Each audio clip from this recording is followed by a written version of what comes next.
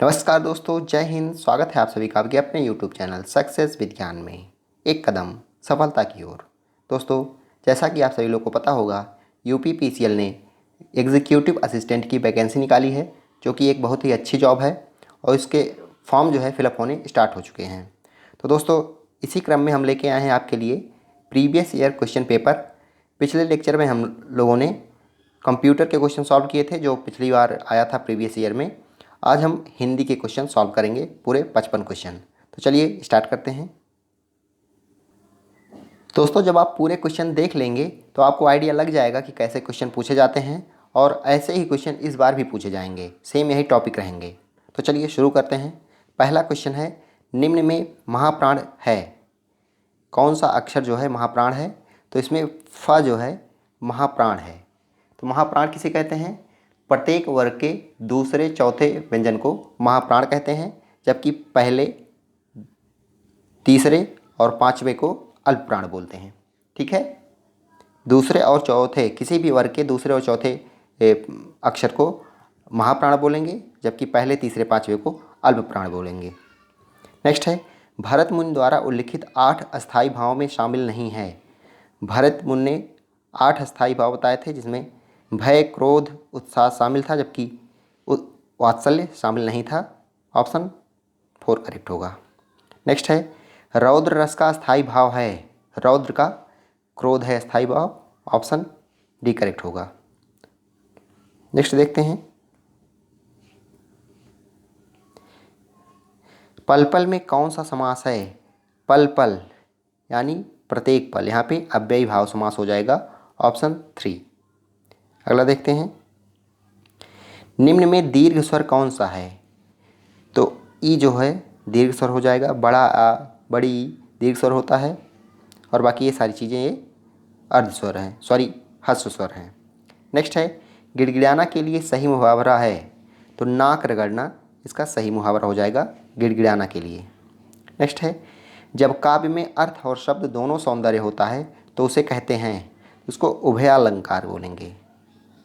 जब किसी काव्य में शब्द के द्वारा सौंदर्य उत्पन्न होता है तो उसको शब्दालंकार बोलते हैं। जब सौंदर्य उसमें अर्थ के वजह से उत्पन्न होता है उसे अर्थालंकार बोलेंगे, और जब दोनों गुण विद्यमान हो तो इसको उभयालंकार बोलेंगे। नेक्स्ट है, मैंने बाजार जाना था वाक्य में अशुद्ध अंश है। तो यहाँ पे मैंने करेक्ट हो जाएगा, मैंने नहीं होगा, मुझे होता है। ऑप्शन ए करेक्ट होगा। नेक्स्ट है, निम्न में कौन सा अलंकार अर्थालंकार नहीं है? तो उत्प्रेक्षा, उपमा, रूपक ये सभी तो अर्थालंकार हैं, जबकि यमक जो है यहाँ पे शब्द अलंकार है। तो यही ऑप्शन करेक्ट हो जाएगा। नेक्स्ट है, निम्नलिखित में कौन सा वाक्य संयुक्त वाक्य है? जहाँ अभी समुद्र है वहाँ कभी जंगल था, बिल्कुल नहीं। बुरा न मानो तो एक बात कहूँ, ये भी नहीं है। सभापति ने अपना भाषण पढ़ा, ये भी नहीं है। गर्मी से पदार्थ फैलते हैं और ठंड से सिकुड़ते हैं, ये संयुक्त वाक्य हो जाएगा। इसमें 2 वाक्य एक ही में दिया गया है। ऑप्शन डी करेक्ट है। नेक्स्ट है, निम्नलिखित में कौन सा मात्रिक छंद है? मात्रिक छंद पूछा है तो चौपाई मात्रिक छंद हो जाएगी, जबकि उपेंद्र वज्जा, इंद्र वज्जा, वसंत तालिका ये सभी वार्डिक छंद हैं। तो ऑप्शन सी करेक्ट हो जाएगा, तीसरा ऑप्शन। नेक्स्ट है, सजीव का विलोम होगा। तो सजीव का विलोम होता है निर्जीव। सेकेंड ऑप्शन करेक्ट है।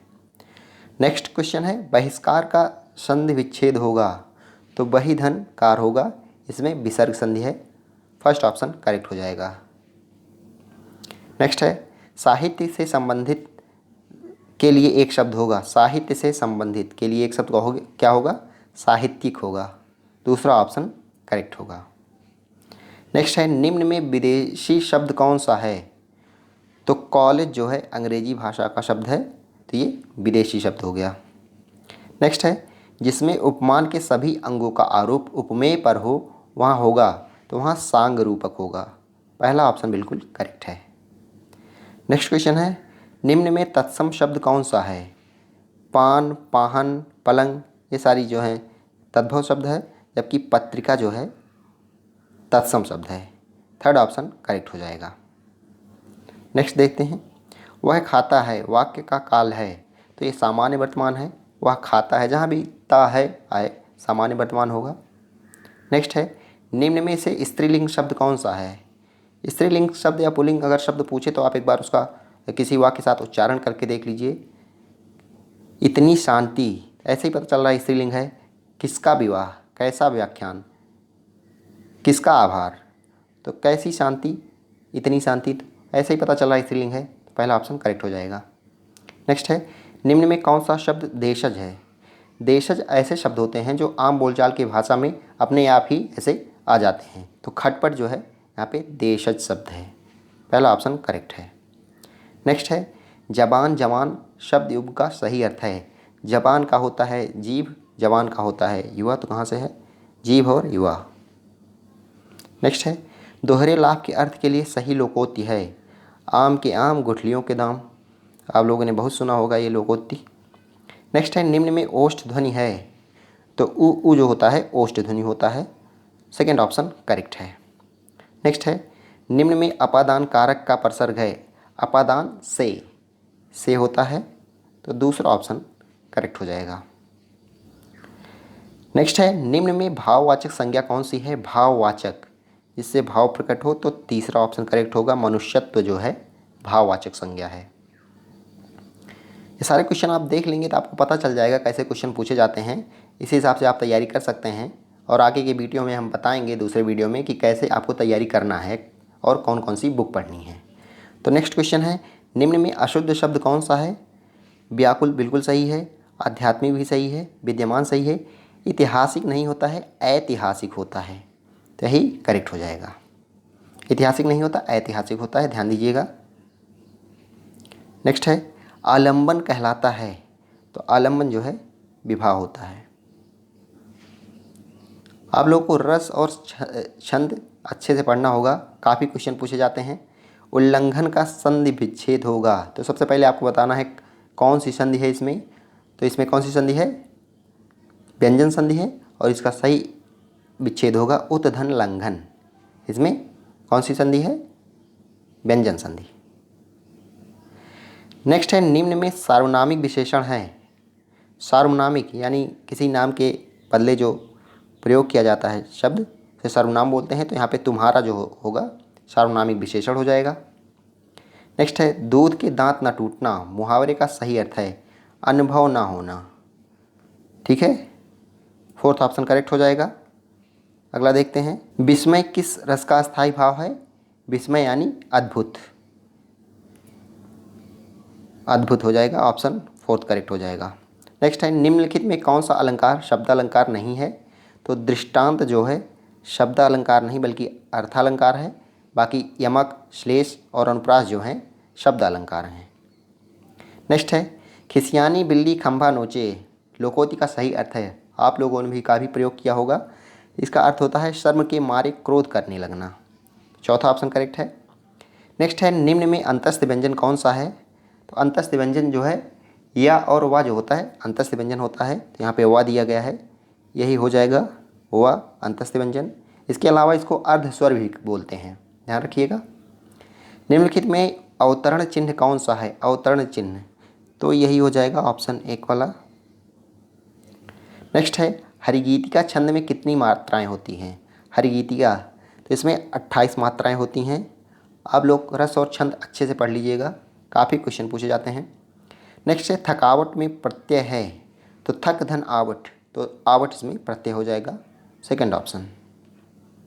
नेक्स्ट देखते हैं, शब्दों या पदों की आवृत्ति होने पर होता है, तो जब शब्दों या पदों की आवृत्ति होती है बार बार, तो वहाँ पे लाटानुप्रास होता है, लाटानुप्रास अलंकार।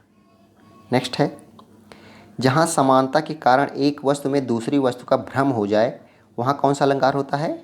वहाँ भ्रांतिमान होता है, जहाँ भी भ्रम की स्थिति पैदा हो वहाँ पे भ्रांतिमान होता है।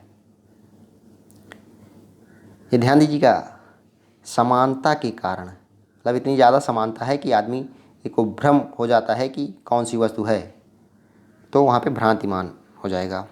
निम्न में से पुल्लिंग शब्द कौन सा है? तो संधि स्त्रीलिंग है, संपत्ति स्त्रीलिंग है, समिति भी स्त्रीलिंग है, आवास जो है पुल्लिंग हो जाएगा, आप देख सकते हैं। नारी का पर्यायवाची है, तो नारी वनिता हो जाएगा, नारी की पर्यायवाची। सेकेंड ऑप्शन करेक्ट है। निम्नलिखित में वचन की दृष्टि से गलत युग्म है। वचन, रात का रातें होगा, सही है। रीत का बहुवचन रीतियाँ होता है, तिथि का तिथियाँ। जबकि माता का माते नहीं होता, माताएं होता है। क्या होता है? माताएं, ऐसे होगा। ठीक है, तो यही ऑप्शन करेक्ट हो जाएगा। नेक्स्ट है, निम्न में प्रेरणार्थक क्रिया कौन सी है? प्रेरणार्थक यानी किसी की प्रेरणा से जो किया जाता है, तो यहाँ पे सिलवाना जो है प्रेरणार्थक क्रिया हो जाएगा और बाकी चीज़ें प्रेरणार्थक क्रिया नहीं है। नेक्स्ट है, निम्न में वर्तनी की दृष्टि से शुद्ध शब्द कौन सा है? बाकी चीज़ें देख लेते हैं। प्रतिकूल नहीं होता, प्रतिकूल होता है। परिस्थिति नहीं होती, परिस्थिति होती है। परीक्षण नहीं, परीक्षण होता है। जबकि पूज्य बिल्कुल करेक्ट है। फर्स्ट ऑप्शन करेक्ट हो जाएगा। निम्न में अघोष वर्ण कौन सा है? पहले अघोष जान लेते हैं क्या होता है। तो प्रत्येक वर्ग का पहला और दूसरा जो वर्ण होता है वो अघोष वर्ण कहलाता है, जबकि तीसरा, चौथा, पांचवा जो है घोष वर्ण कहलाता है। तो पहला दूसरा वर्ण किस में दिखा है? ता। ता जो है पहला वर्ण है, यही करेक्ट हो जाएगा। पराभव में उपसर्ग है, तो परा धनभव, परा हो जाएगा यहाँ पे। पहला आखिरी ऑप्शन करेक्ट है। नेक्स्ट है, गणेश का पर्यायवाची नहीं है। तो गजानन तो गणेश का है, लंबोदर भी गणेश का है, विनायक भी गणेश का है। जबकि पुरंदर की बात करें तो ये इंद्र का पर्यायवाची है। किसका? इंद्र का। यही ऑप्शन करेक्ट हो जाएगा। नेक्स्ट है, संचारी भावों की संख्या कितनी मानी गई है? ये भी इंपॉर्टेंट है, पूछ लिया जाएगा। 33 मानी गई है, ध्यान रखिएगा, 33 होती है संचारी भावों की संख्या। नेक्स्ट है, भाव जिसके हृदय में रहते हैं उसे कहते हैं, उसको आश्रय बोलेंगे। यानी भाव जिसके हृदय में है, रह रहा है, उसको आश्रय ही बोलेंगे। फर्स्ट ऑप्शन करेक्ट हो जाएगा। नेक्स्ट क्वेश्चन है, निम्न में कौन सा संचारी भाव नहीं है? मद संचारी भाव है, स्मृति संचारी भाव है, स्वप्न संचारी भाव है, जुगुप्सा संचारी भाव नहीं है। यही ऑप्शन करेक्ट हो जाएगा। नेक्स्ट है, निम्न में तद्भव शब्द कौन सा है? तद्भव तत्सम आप लोग जान लीजिए।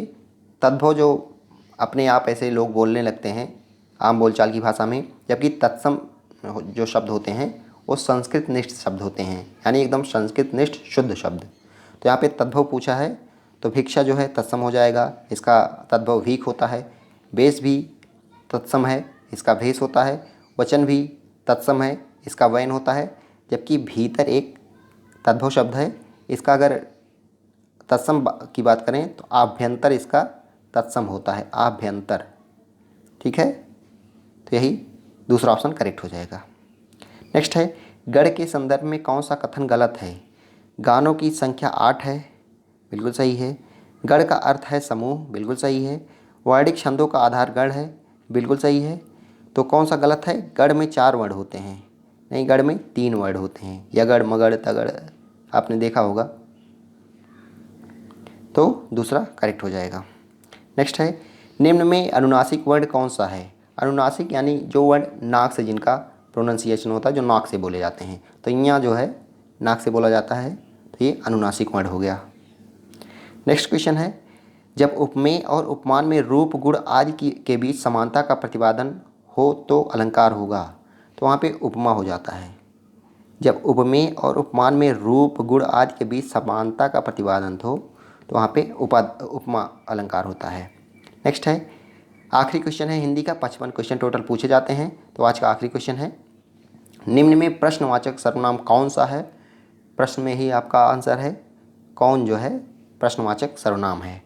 तो दोस्तों हम लोगों ने आज टोटल 55 क्वेश्चन किए, जो कि प्रीवियस ईयर में पूछा गया था। इसके अलावा अभी बचता है जीएस का और इंग्लिश का, वो भी हम 1-2 दिन में पूरा कंप्लीट करा देंगे। तो अगर आप ऐसे वीडियो चाहते हैं तो लाइक करें, शेयर करें, और चैनल को अभी तक सब्सक्राइब नहीं किए हैं तो सब्सक्राइब करके बेल आइकन प्रेस कर लें, जिससे सभी वीडियो का नोटिफिकेशन आपको मिलता रहे। धन्यवाद। जय हिंद।